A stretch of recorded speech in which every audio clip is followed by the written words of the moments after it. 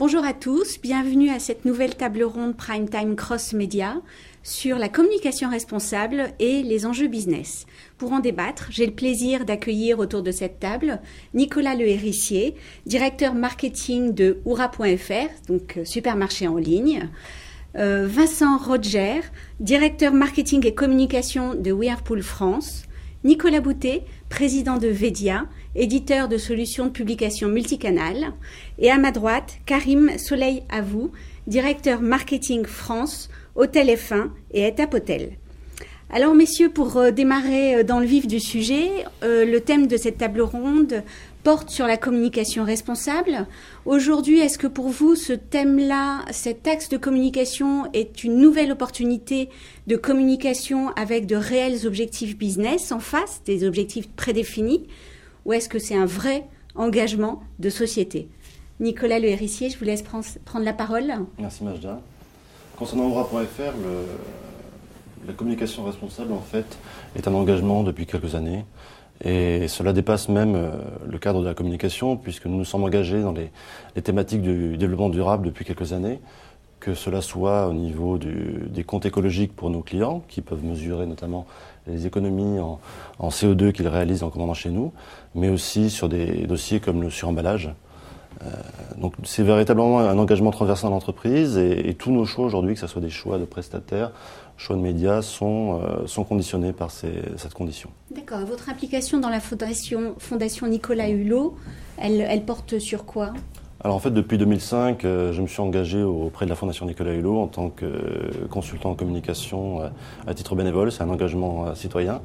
D'accord. Et donc je leur ai apporté mon expérience en matière de communication. Ça a été notamment le cas lors du pacte écologique et des présidentielles. D'accord. Vincent, pour Whirlpool, c'est une longue histoire. Vous m'expliquez ça. Est-ce que vous pouvez nous en dire plus ? Whirlpool, aux États-Unis, a créé le premier bureau de contrôle environnemental. Donc, c'était aux années 70 aux États-Unis. Donc, vous voyez que la prise de conscience chez nous était extrêmement tôt.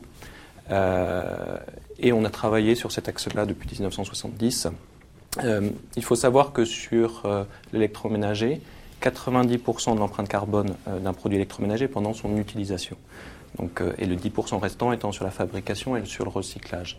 Donc on travaille fortement pour améliorer l'efficacité des produits. On a lancé en 1998 une technologie qui s'appelle le sixième sens, qui optimise toutes les ressources utilisées par un appareil ménager, et ce qui va nous faire jusqu'à 70% d'économie d'énergie, donc quelque chose de très très fort.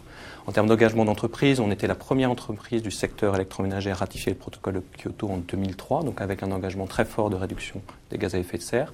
On a renouvelé cet engagement en 2008, donc c'est évidemment quelque chose qui est extrêmement présent au quotidien chez nous. D'accord. Et aujourd'hui, là, il y a une campagne qui est en cours, qui est finalisée même, sur la Green Generation, qui permet de sensibiliser votre public. Donc là aussi, c'est un investissement fort. Tout à fait, c'est un investissement fort. Et c'est aussi une vision singulière qu'on essaie de porter auprès du grand public.